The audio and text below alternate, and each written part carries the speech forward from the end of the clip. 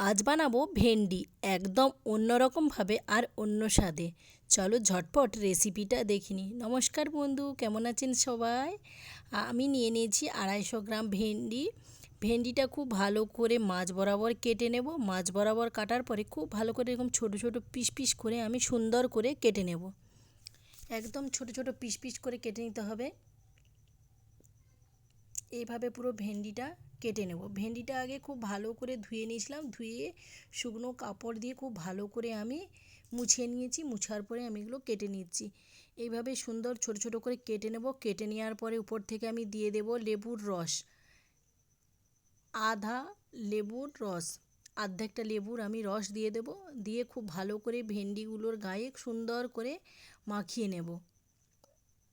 সুন্দর করে এভাবে মাখিয়ে কিছুক্ষণ আমি এগুলো ঢাকা দিয়ে রেখে দেব। আর একটা অন্য বাটি নিয়ে নেব। বাটির মধ্যে আমি নিয়ে নেব 200 গ্রাম বেসন। বেসনের মধ্যে আমি নিয়ে নেব মশলা দেওয়ার চামচের আধা চামচ নুন, আধা চামচের কম হলুদ গুঁড়ো, আধা চামচের কম গোলমরিচ গুঁড়ো, আধা চামচের কম জিরে, গোটা জিরে,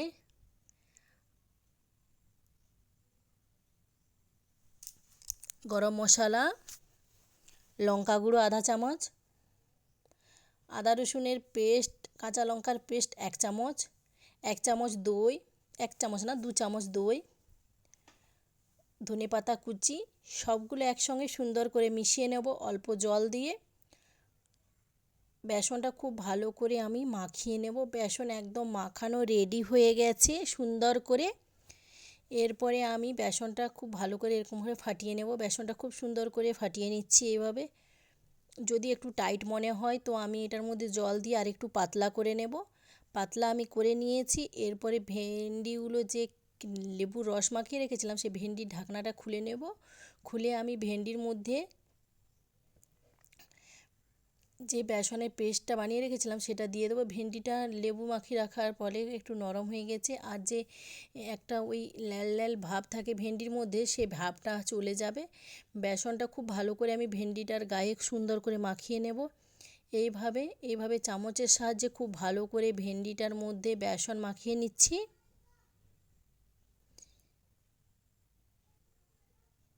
এভাবে সুন্দর করে মাখিয়ে আবার আমি ঢাকনা দিয়ে রেখে দেব।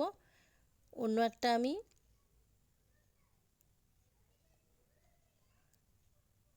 সুন্দর করে ঢাকা দিয়ে দেবো। আরও ঢাকা দিয়ে এইভাবে চামচের সাহায্যে আমি তেলের মধ্যে ফ্রাই করে নেবো এগুলো।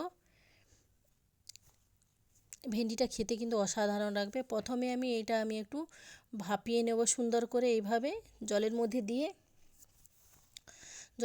দিয়ে সুন্দর করে আমি এটা ভাপিয়ে নেব। ভাপিয়ে নেওয়ার পরে এটা ভাপ হয়ে গেলে এগুলোকে তুলে খুব ভালো করে একবার ফ্রাই করে নিতে হবে। সুন্দর করে ভাপিয়ে নেব।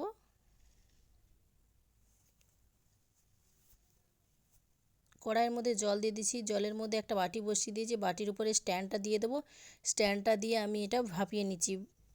ভাপিয়ে নিয়েছি খুব সুন্দর করে, দেখো ভেপে গেছে একদম খুব ভালো করে, এগুলো সিদ্ধ হয়ে গেছে। এরপরে কড়াই বসিয়ে দিচ্ছি। কড়াইয়ের মধ্যে তেজপাতা দিয়ে দিচ্ছি, জিরে তেজপাতা এলাচি সুন্দর করে ভেজে নেব। সুন্দর করে ভাজা হয়ে গেলে আমি দুটো পেঁয়াজ, ছোট ছোট পেঁয়াজ টুকরো করে কেটে রেখেছিলাম, সেই পেঁয়াজের গুলো ভেজে নেব। পেঁয়াজগুলো ভেজে নেওয়ার পরে আমি একটা টমেটো নিয়ে নিয়েছি, বড় টমেটোটা ছোট ছোট করে কেটে নিয়েছি। আদা 2 ইঞ্চির মতো নিয়ে নিয়েছি, কাঁচা লঙ্কা 2টো নিয়ে নিয়েছি, রসুন 5 থেকে 6টা পিস নিয়ে নিয়েছি।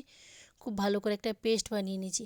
পেস্ট বানানো রেডি হয়ে গেছে। পেঁয়াজও খুব সুন্দর করে ভাজা হয়ে গেছে। এরপরে ধনে গুঁড়ো, হলুদ গুঁড়ো, লঙ্কা গুঁড়ো সব আধা চামচ করে আমি দেব। দেওয়ার পরে পিষে রাখা পেস্টটা দিয়ে দেব। দেওয়ার পরে আধা চামচ নুন দিয়ে দেব। নুন দেওয়ার পরে আমি খুব ভালো করে মশলাটা কষিয়ে নেব। মশলা খুব সুন্দর করে কষানো হয়ে গেছে। আর ভেন্ডির যে বড়াগুলো আমি ভাপিয়ে রেখেছিলাম সেগুলো একটু তেলের উপরে তাওয়ার মধ্যে খুব ভালো করে এইভাবে ভেজে নেব। খুব সুন্দর করে ভেজে নিচ্ছি। এক সাইডটা ভাজা হয়ে গেলে আরেক সাইডটাও সুন্দর করে ভেজে নিতে হবে। এভাবে সুন্দর করে ভেজে নেব। দু সাইডটাই খুব সুন্দর লাল লাল করে ভেজে নেব। সুন্দর করে লাল লাল করে ভাজা হয়ে গেছে। এরপরে আমি এটা নামিয়ে নেব। একটা একটা করে আমি নামিয়ে নিচ্ছি। খুব সুন্দর ভাজাটা হয়ে গেছে। আমার মশলাও পুরো একদম রেডি হয়ে গেছে। মশলার কালার কিন্তু খুব সুন্দর এসছে। এরপরে মশলাটা খুব ভালো করে আরেকবার কষিয়ে নেব। মশলাটা সুন্দর করে আরেকবার কষিয়ে নিচ্ছি। মশলার মধ্যে দিয়ে দিচ্ছি ফ্রেশ ক্রিম দেওয়ার পরে খুব ভালো করে আরেকবার মশলাটা কষিয়ে নেব। মশলাটা সুন্দর করে কষানো হয়ে গেছে। মশলার মধ্যে গ্রেভি করার জন্য জল দিয়ে দেব। জল দিয়ে দিয়েছি। জল দেওয়ার পরে খুব ভালো করে মশলাটা আরও ফুটিয়ে নেব। মশলাটা সুন্দর করে ফুটিয়ে নিচ্ছি। এরপরে আমি যে ভেজে রাখা ধনেপাতা, ছোটো ছোটো করে কেটে রাখা ধনেপাতাগুলো দিয়ে দেবো। ধনেপাতাগুলো দেওয়ার পরে যে ভেন্ডির বেসনের মিশ্রণটা ভেজে রেখেছিলাম, সেই ভাজাগুলো বড়াগুলো আমি গ্রেভির ওপরে দিয়ে দেব। গ্রেভির ওপরে দিয়ে দিয়েছি।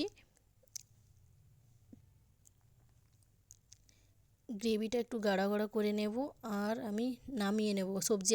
ভিডিওটা যদি তোমাদের ভালো লেগে থাকে অবশ্যই লাইক করবে, কমেন্ট করবে, শেয়ার করবে। দেখা হচ্ছে নতুন একটা রেসিপির সঙ্গে। Tata, by.